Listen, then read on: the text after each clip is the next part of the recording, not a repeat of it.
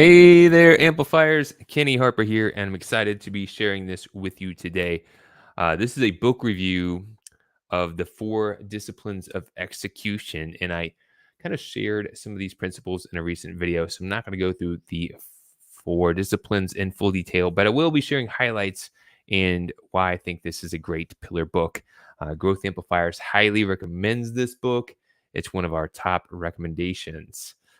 So without further ado, let's get in it. And we'll start off by talking about why execution fails.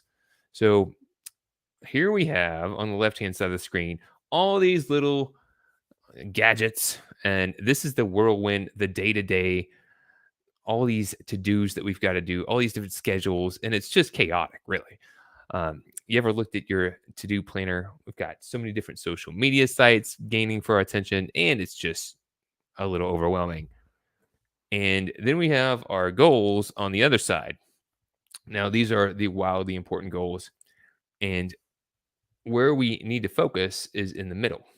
Now, the thing is, if we have too many goals, just like trying to juggle too many things, it's probably going to fall all over the place, right? So, this is one of the biggest challenges that I've seen with some of the clients that I've coached myself, some of the business owners that are really successful people, world renowned doctors, right? Construction companies that are scaling to new heights, and business advisors who are amazing at helping those they serve, but they are running into struggles getting their own agendas off the ground. And a lot of this has to do with trying to do too many things at the same time. So if you focus on 2, maybe 3 goals and give them your focus and attention, you're likely to achieve 2 or 3 goals. If you start putting in 4 to 10 goals, it actually decreases your ability to execute. You're starting to spread thin. And if you put 11 to 20 or more, most likely you're probably not going to get anything done. And I've seen business owners, unfortunately, frustrate the heck out of their team because they're constantly changing directions, adding more to the plate, and they're not being able to get the progress they want. So if this is seems like it makes sense, it does. This is practical information.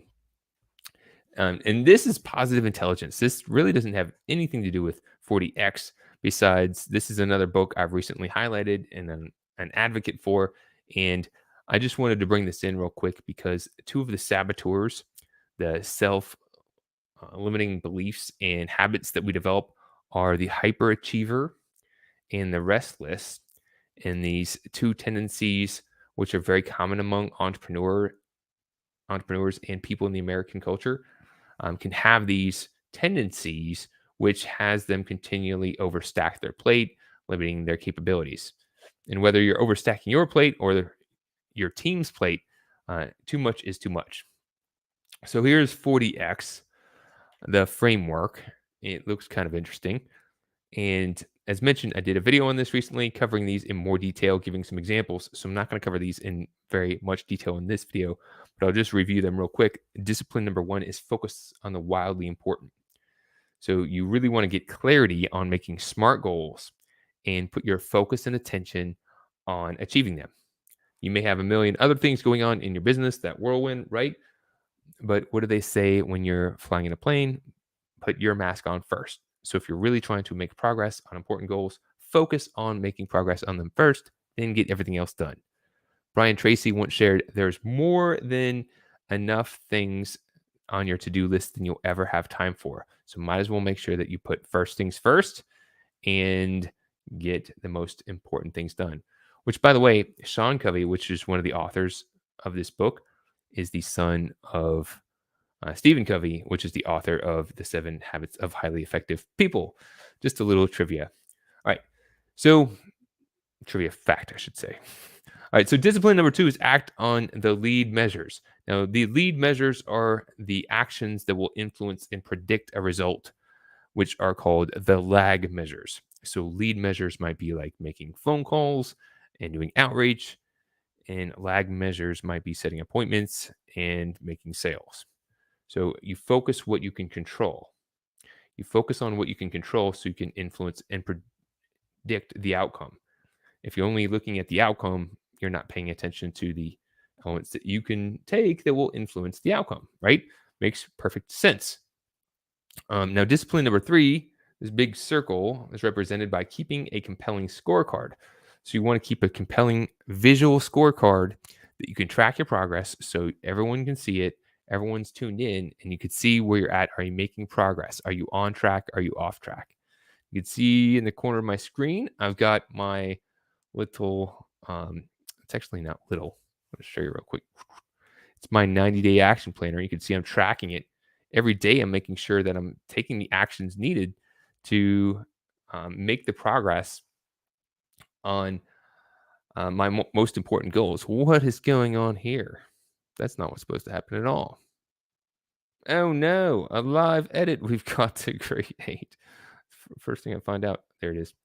So this is overview of 40x, and we were just talking about the compelling scoreboard, and then I unplugged my monitor and it totally disheveled my screen.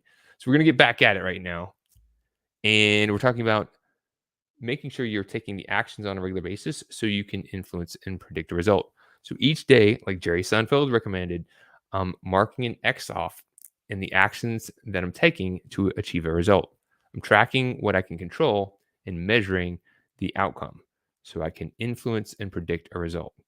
So it's a really powerful strategy. And then last but not least, discipline number 4 is create a cadence of accountability.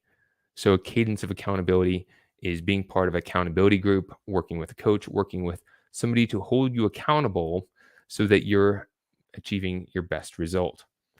And if you're a leader, you should probably work with someone else to hold you accountable. And then you hold your team accountable. So this is all how this system works.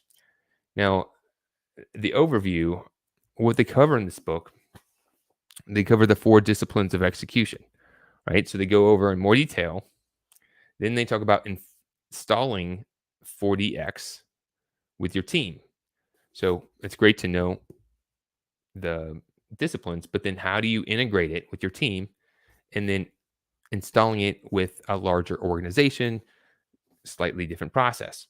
So those are the things that are in the book, and the book gives great examples, some tips, some resources and illustrations, which is why I recommend it to the clients that I work with. Now, here are my top takeaways. So number 1, the first step is to get started. So if you set goals, that's great, but really strengthening your disciplines of execution, it takes effort, and there's a lot of different components. So the first step to get better at this really is to get started. You can't be a master out the gate, so you've got to take the first step and take the first actions. And getting the book, working with somebody who can help you implement them is the first step. Okay. Number 2, little differences lead to big differences. So small hinges swing big doors. You probably heard me say that plenty of times. And if you're skipping steps or leaving out certain components of this process, you're going to see that in the result. And this can happen when you're getting familiar with something, and then you just say, oh, you know what is this, yeast? There's barely any of it. I'm not going to put it in the bread. I don't think we need it this time. Well, it's going to make a big difference with the outcome, right? So when I was familiar with this content and this information prior to reading the book, and I picked up a lot of little skipped steps, missed strategies that I wasn't aware of before. So don't think, oh, I know the 4 disciplines, so I'm good to go because you just told me. Look at the thickness of this book. It's not thick because they just want to talk about 4 little strategies for the sake of it. There's a lot of nuances and details that make a big impact. So that's the second thing I want to install and make sure that you understand. Number 3, it's simple. There's 4 things. So it's pretty simple, but it's not easy. There is a real reason they called it the 4 disciplines of execution, not the 4 little steps that you can knock out really quick. It takes discipline to have real strong focus on the wildly important on a regular basis. It takes discipline to focus on the lead measures that will influence and predict a result.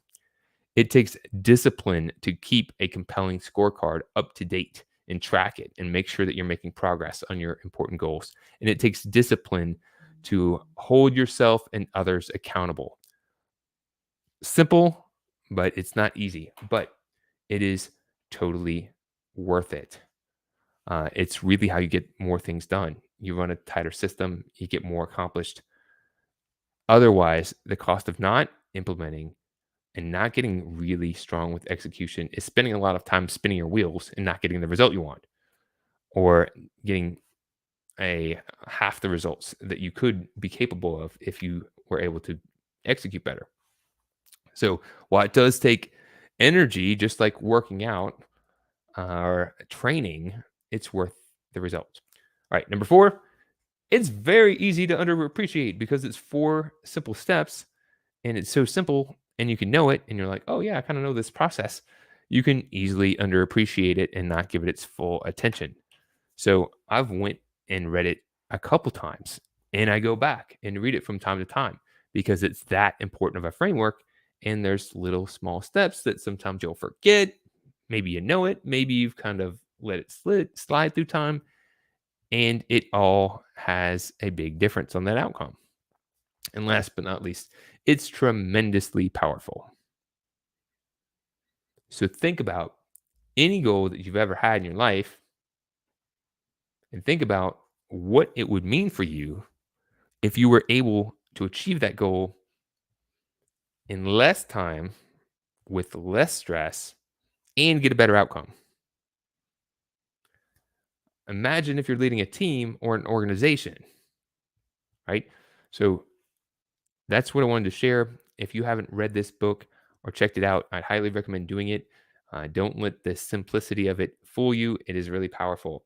If you have a book or a strategy or something you'd like to share with Growth Amplifiers, put it in the comments. I'd love to see that and like to hear any success stories that you've had from implementing the strategies from this book.